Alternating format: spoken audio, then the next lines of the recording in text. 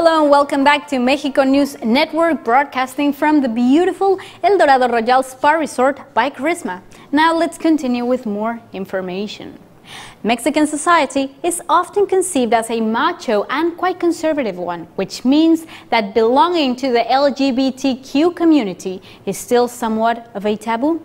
However, in the town of Juchitán de Zaragoza, in the state of Oaxaca, things are rather different.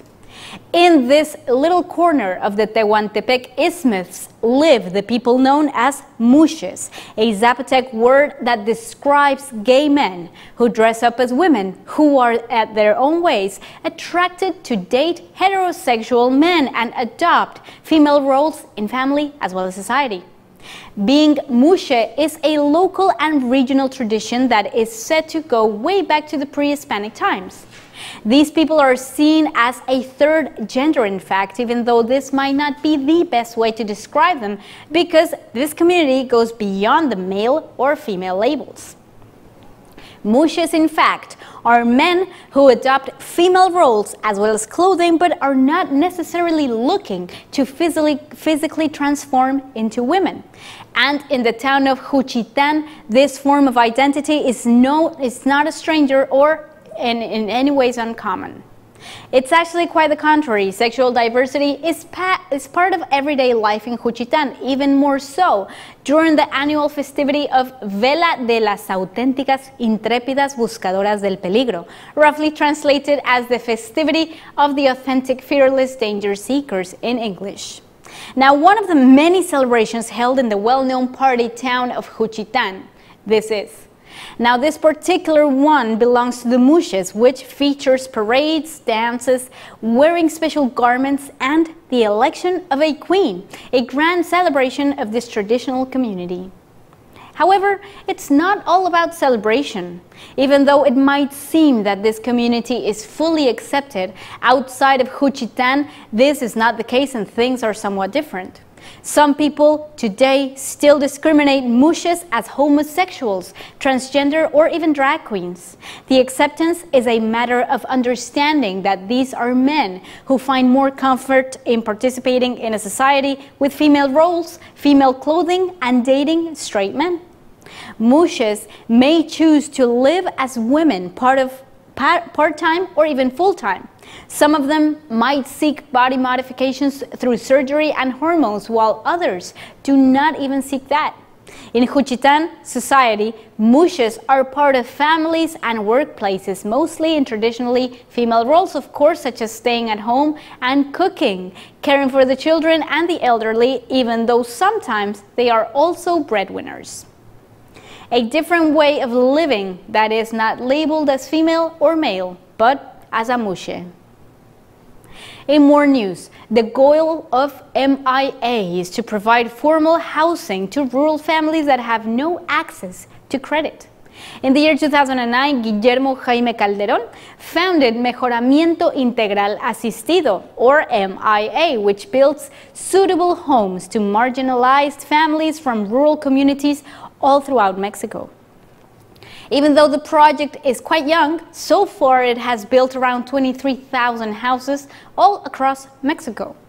The project emerged when Calderón realized that the 50% of homes in Mexico are self-built and properties generally held a cost of 10,000 Mexican pesos per square meter.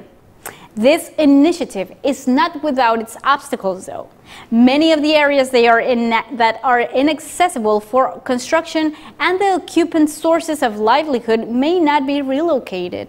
Indeed, Calderón told Forbes that most of these rural communities grow their very own food, which is why relocating families to more formal housing may not always be a possibility.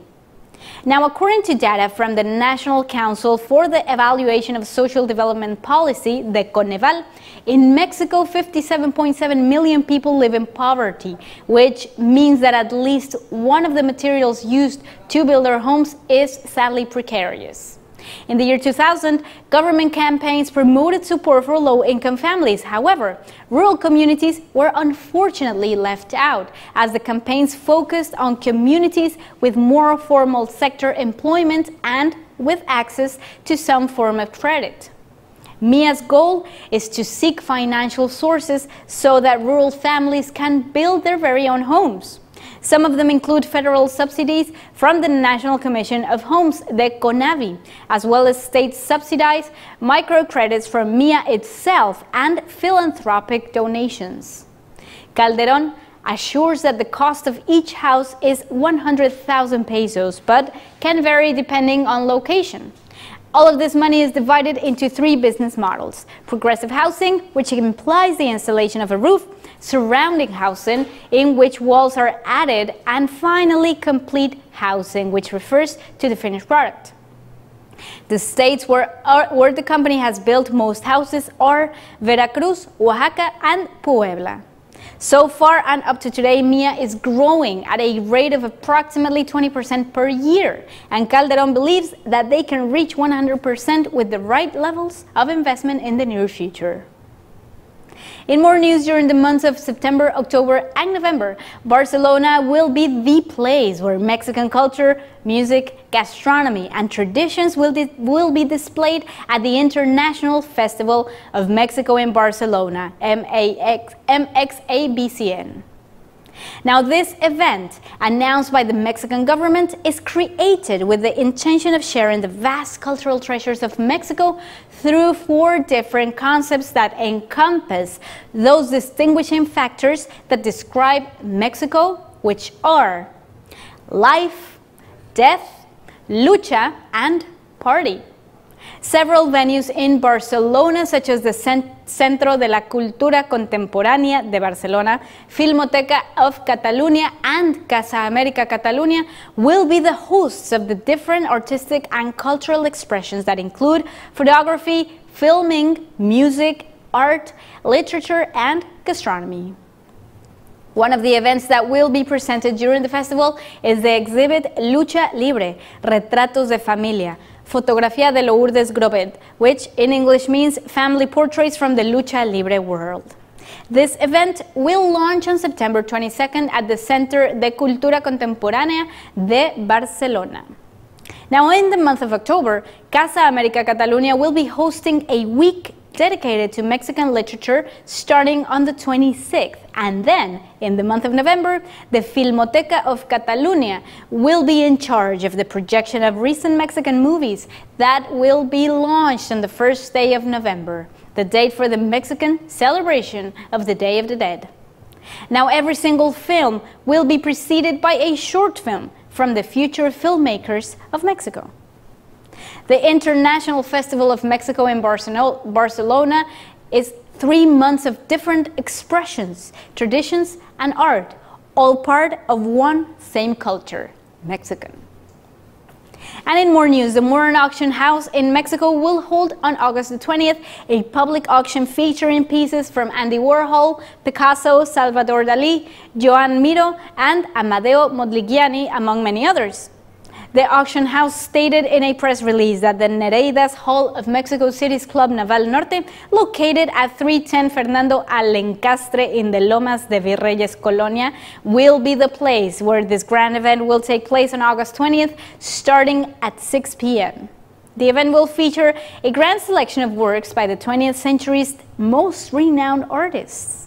The title of the event is Auction of Graphic Art and Painting, Art for Small and Large Collections.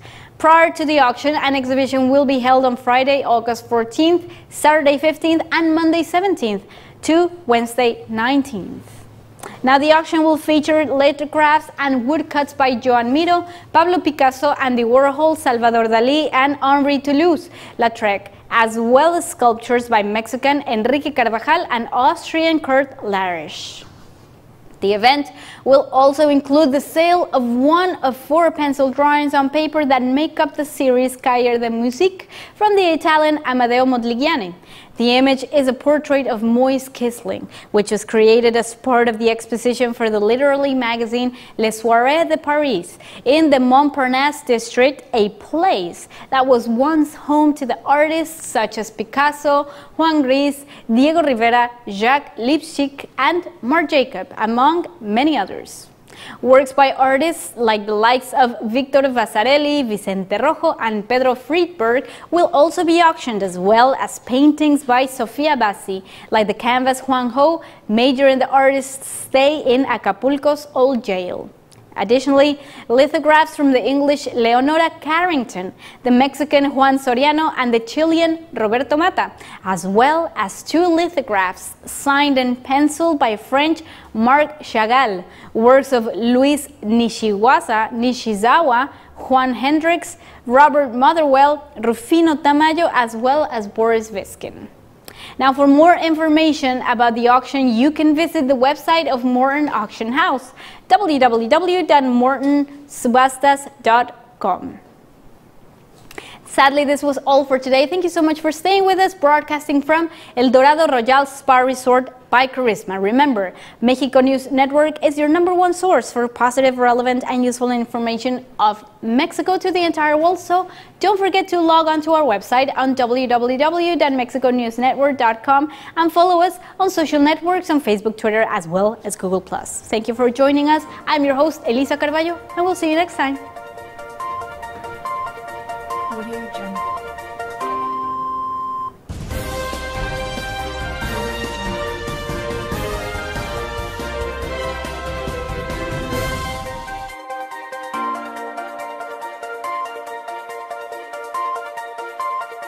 Audio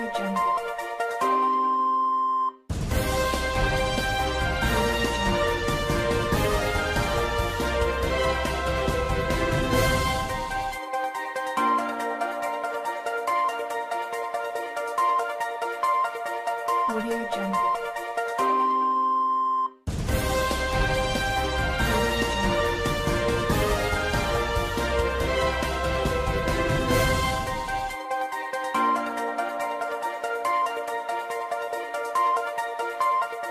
Audio Jungle.